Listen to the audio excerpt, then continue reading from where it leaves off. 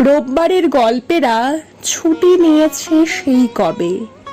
জানতে যদি চাও সে কথা, বলা ভারী মুশকিল হবে।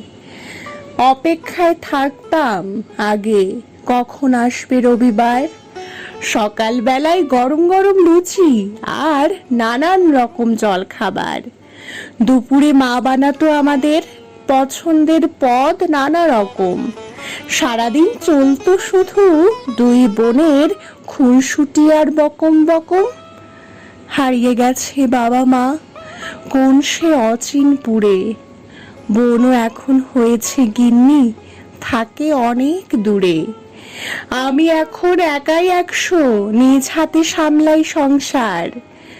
হাজার কাজের মাঝেই কেটে যায় কখন রবিবার। সবাই মিলে হই হই করে কিভাবে যে কেটে যেত দিন।